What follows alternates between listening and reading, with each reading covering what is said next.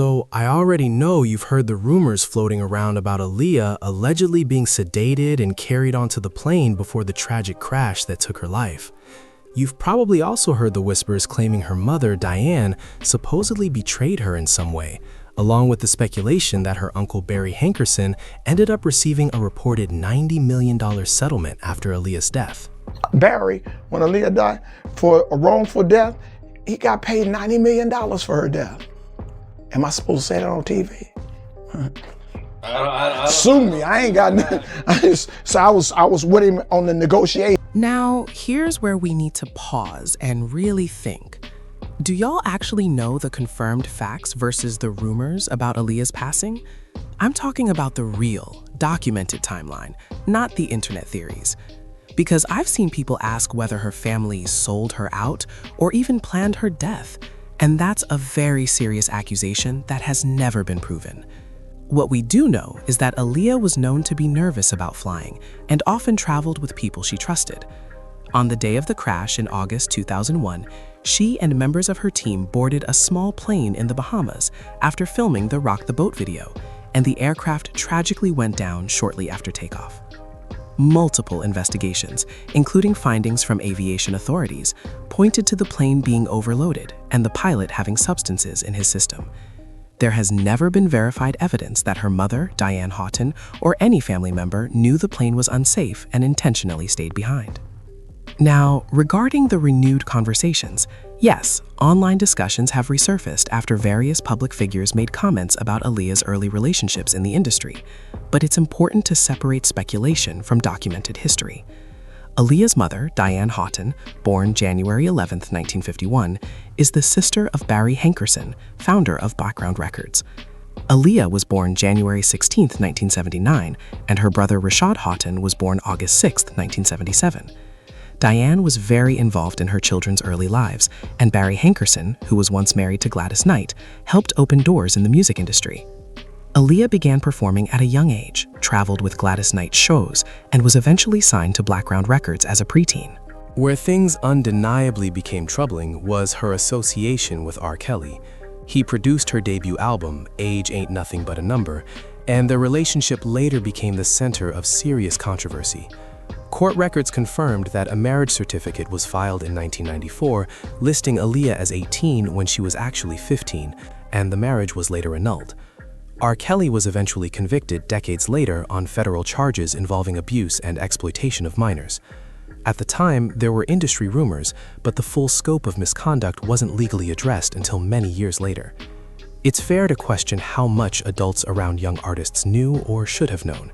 It's fair to critique how the music industry historically failed to protect young women, but accusing family members of orchestrating her death or intentionally harming her crosses into claims that have no verified proof.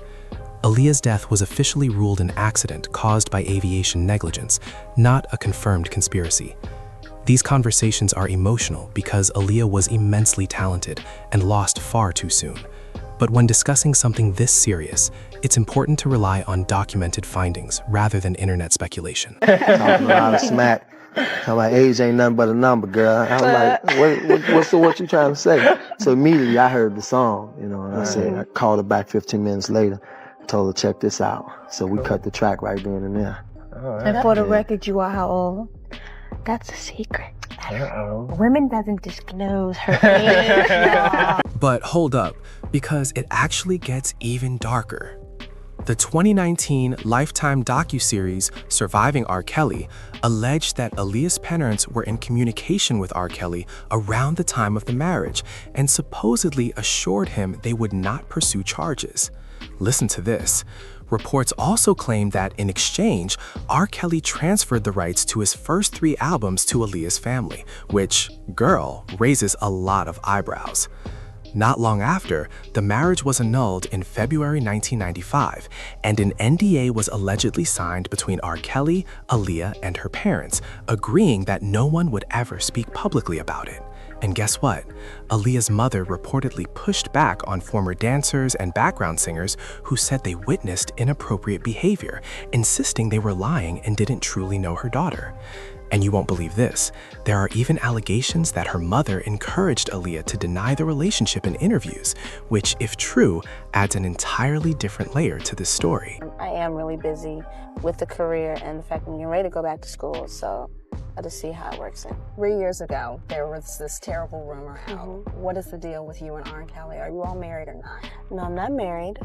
Robert's doing his thing, I'm doing my thing. He's a great producer, great artist who I do admire, and there's nothing there. Like, hold up. How unsettling is that, seriously? For many observers, it has never quite added up how Aaliyah, still so young, was constantly in the company of much older industry men. We're talking R. Kelly, Diddy, Jay-Z, Dame Dash, all fully grown, and that alone makes people pause. And then you have producers like Timbaland openly admitting years later that he was attracted to her, which only intensifies the discomfort.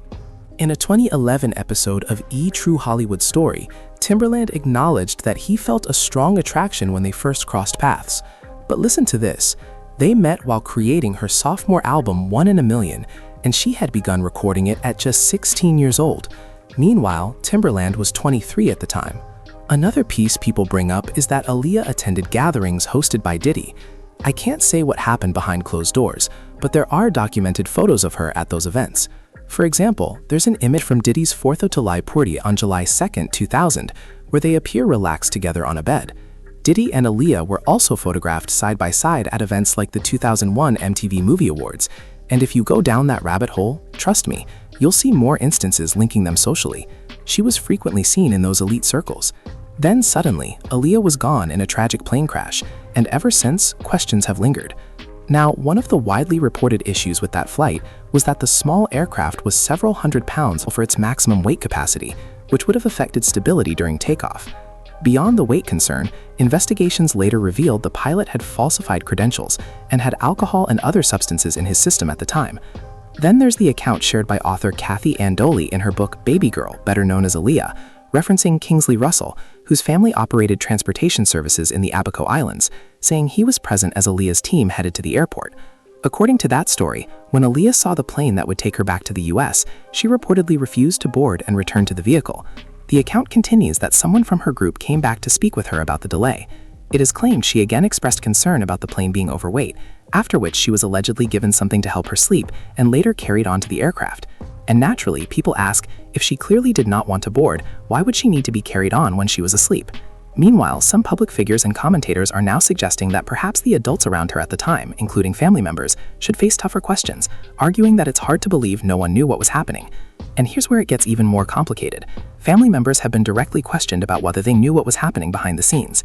In an interview with Dr. Oz, Aaliyah's uncle Barry Hankerson stated that he personally had no knowledge of any relationship between R. Kelly and Aaliyah, which, hold up, is a major claim. However, he went on to say that his sister, Diane Houghton, Aaliyah's mother, was aware of the situation at the time. Were you aware of the issues going on with R. Kelly when they were going on? No. No, didn't have a clue. Completely ignorant to it. Do you think anyone in the family was? Yes.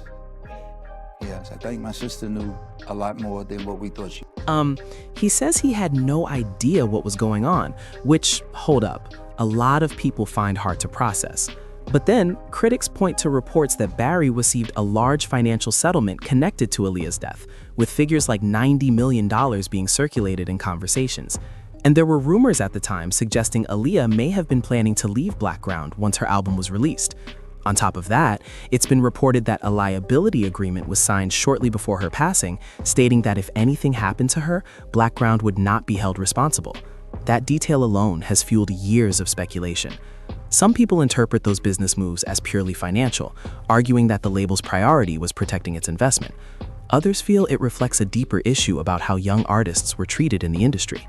What continues to raise eyebrows is the timing of that liability agreement, signed just days before the tragedy. For some, that timing feels eerie, even though no evidence has proven foreknowledge of what happened. Child people have been demanding clarity for decades, and recently Nicki Minaj has reignited the debate. She previously made comments implying that darker dynamics exist in Hollywood, sharing old images of Jay-Z with Aaliyah and Beyoncé from the mid-1990s. Over those photos, she posted the artists' ages at the time, sparking intense online discussion.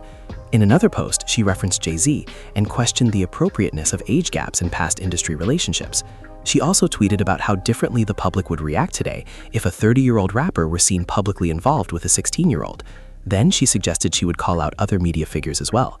Now, because of those posts, some people online have begun re-examining Aaliyah's family's role and debating whether financial motivations influence decisions around her career. At the same time, others push back strongly against those accusations, saying there is no proof of wrongdoing. I also think about Aaliyah's brother Rashad and how difficult it must be to see these conversations resurface after so many years. It's heartbreaking all around, and people still have strong opinions about what responsibility, if any, should be placed on the adults involved. So I'm genuinely curious, what are your thoughts on all of this? Let me know in the comments.